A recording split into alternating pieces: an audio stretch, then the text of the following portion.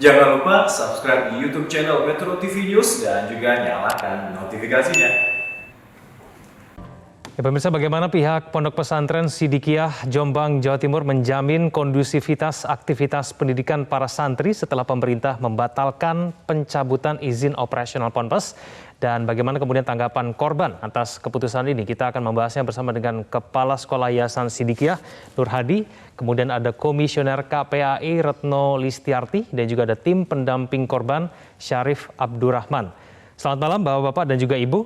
Saya akan langsung ke Pak Nur Hadi. Pak Nur Hadi, respon dari Ponpes sendiri seperti apa berkaitan dengan pembatalan pencabutan ini? Apakah memang ada permohonan yang disampaikan Ponpes supaya kemudian dikeluarkannya surat pembatalan pencabutan izin operasional itu? Pak Nur Hadi. Ya, terima kasih. Untuk beberapa waktu ini kami memang kedatangan dari PD Pontren, Kementerian Agama Kabupaten Jombang, juga dari yang kemarin itu dari PD Pontren, Kanwil di Jawa Timur, bersilaturahmi, bahkan menyampaikan yang kemarin itu untuk awalnya masih istilahnya pembekuan. Kemudian setelah itu beliau bersilaturahmi ke pesantren kami dengan menyampaikan informasi itu, tidak menyampaikan surat untuk pembekuan ataupun pencabutan, namun hanya menyampaikan minta data murid-murid kami, santri kami dari berbagai daerah yang ada di pesantren kami. Namun setelah itu kan kabar melalui media sosial, melalui informasi ternyata untuk pencabutan izin operasional ataupun pembekuan itu akhirnya dibatalkan melalui Menteri Agama Pak Muhajir kemarin itu. Jadi tidak ada permohonan secara khusus, kami hanya menyampaikan kalau terjadi ya kami siap menyampaikan izin operasional kami serahkan, kalau tidak jadi juga alhamdulillah tetap akan melaksanakan kegiatan belajar sebagaimana mestinya. Baik, saya ke Ibu Retno. Bu Retno, pencabutan izin operasional dibatalkan dalam waktu singkat, tanggapan dari KPAI? Ya, pertama kalau terkait dengan izin Ponpes, tentu ketika menetapkan ada pertimbangan-pertimbangan ya. Tapi kami melihat begini, Kementerian Agama itu tidak memiliki peraturan ya terkait dengan pencegahan dan penanganan kekerasan di satuan pendidikan. Jadi ketika terjadi kasus seperti ini, itu nggak punya pegangan. Nah, pegangannya adalah di Undang-Undang Pesantren. Sementara Undang-Undang Pesantren itu kan namanya undang-undang lebih umum ya. Karena lebih umum, maka tidak bicara lebih detail terkait dengan yang disebut dengan pelaksanaan. Padahal undang-undang itu harus dibunyikan lewat PP. Nah, saya melihat ini tidak ada. Berbeda dengan Kemendikbud. Kemendikbud itu punya peraturan namanya Permendikbud 82 tahun 2015 tentang pencegahan dan penanganan atau penanggulangan kekerasan di satuan pendidikan. Jadi, misalnya kasus sekolah yang berada di ketika terjadi kekerasan, maka Kemendikbud memang tidak mencabut, tetapi Kemendikbud menghukum. Hukuman Kemendikbud adalah mencabut ada bantuan biaya operasional yang melalui BOS. Kenapa itu bisa dilakukan? Karena memang ada dalam aturan. Jadi di ketentuan Permendikbud itu disebutkan salah satu tindakan atau hukuman yang dapat diberikan oleh Kemendikbud itu apa. Jadi kalau pelakunya misalnya guru, ustadz, maka apa yang kemudian di situ tuh disebutkan. Lalu salah satunya adalah pencabutan sertifikat pendidiknya.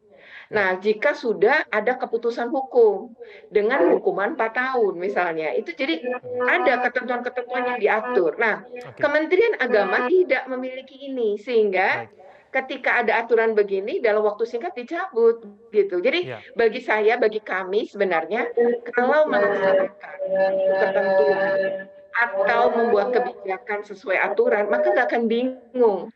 Ya, kalau sesuai aturan kebijakannya menjadi jelas. Jadi menurut kami ini harusnya momentum Kementerian Agama dari kasus-kasus ini belajar dan segera membuat peraturan atau istilahnya Oke. mungkin peraturan menteri gitu ya, permen terkait dengan pencegahan dan penanganan kekerasan di dunia pendidikan. Karena bagi kami yang penting kan melindungi anak-anak, mencegah tuh lebih baik. Nah, Baik, aturannya Berno. apa? Kalau selama aturan dia nggak punya, ya susah. Terus penanggulangan atau penanganan. Ya Oke. penanganannya Berno, saya akan coba tanyakan dulu kepada Pak apa Syarif tanda ya. petik lah, nggak jelas gitu. Baik, saya ke Pak Syarif. Pak Syarif, kalau menurut korban sendiri, apakah kemudian Ponpes ini sudah siap melaksanakan kegiatan belajar mengajar secara normal begitu? Ya, kita pertama menyayangkan bahwa banyak dari tokoh-tokoh politik memanfaatkan momentum ini adalah untuk seperti ajangnya sendiri ya. Beberapa tokoh politik langsung mengecam dan begini dan gitu. Tapi ketika kasus kekerasan seksualnya tidak dikecam. Ini yang menurut kita sayangkan. Beberapa bahkan ada ketua partai yang sampai mengecam begitu pencabutan atau pembekuan izin itu. Itu yang pertama, banyak orang yang mencari panggung dari kasus ini. Yang kedua, bahwa dari korban berpikiran bahwa pesantren yang baik itu adalah pesantren yang kooperatif, yang sangat terbuka, mendukung ketika terjadi kekerasan seksual, tidak menutupi dan tidak menghalangi. Itu adalah pemikiran kita, pendamping dan korban, itu adalah pondok yang baik. Dalam arti itulah pesantren yang baik, itu adalah sekolah yang baik. Bukan berarti sekolah yang tidak pernah terjadi kekerasan, tetapi ketika terjadi kekerasan, dia membuka diri. Nah, yang ketiga, ada catatan adalah bahwa kasus yang sama juga terjadi pernah di Kecamatan Ngoro. Ada salah satu tokoh pesantrennya juga melakukan hal yang sama, kekerasan seksual, tetapi pesantrennya itu sekarang sangat tidak jelas. Nah, apakah kemarin sampai Kementerian Agama itu bersurat langsung kepada pesantren itu dan sampai meneliti ke sana, dan sekarang pesantrennya tidak jalan lagi ya. Maksud dari kita adalah benar yang disampaikan oleh Bu Retno tadi, bahwa Kementerian Agama tidak memiliki aturan yang jelas terkait masalah ini. Ini yang kita sangat sayangkan, dengan mereka mengakui memiliki 30.000 lebih pesantren, tetapi tidak memiliki aturan yang jelas. Ini sangat disayangkan ketika terjadi sesuatu yang sama lagi, akan terjadi hal yang sama pula. Nah, ini bahkan klaimnya santri itu ada jutaan. Nah, ini yang selalu diklaimkan ketika pemilu kita ada jutaan santri seluruh Indonesia. Nah, ada pesantren yang cukup banyak, 30.000 lebih, tapi aturannya tidak ada kejelasan aturan. Sehingga kalau terjadi sesuatu yang sama, apa yang dilakukan oleh Kementerian Agama akan seperti ini lagi, pelin-pelan, dan akan terjadi sesuatu yang tidak jelas lagi. Tapi ada catatan yang penting kita catatkan. Dari pendamping dan korban, dari awal kita tidak pernah membenturkan kasus ini dengan pesantren. Nah, jadi kita fokusnya adalah kepada pelaku. Hanya saja dari yang penting ada pelaku, intinya ada kekhawatiran bahwa akan ada kejadian berulang begitu ya. Saya akan kemudian berikan tanggapan kepada Pak Nur Hadi. Kita akan jeda terlebih dahulu, pemirsa jangan kemana-mana, Prime Time News akan kembali. Kembali bersama kami di Prime Time News, saya akan langsung kembali ke Pak Nur Hadi. Pak Nur Hadi, apakah kemudian Ponpes bisa menjamin akan menyelenggarakan sebuah proses belajar mengajar yang lebih terbuka, tidak menutupi apabila terjadi kekerasan, dan menjamin tidak akan ada lagi kejadian yang terulang di masa depan, Pak Nur Hadi? Kami sebagai lembaga pendidikan di dalam pesantren tentu terjadi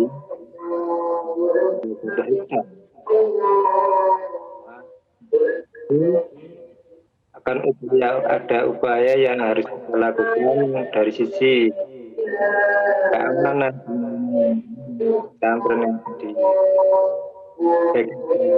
asrama. Kami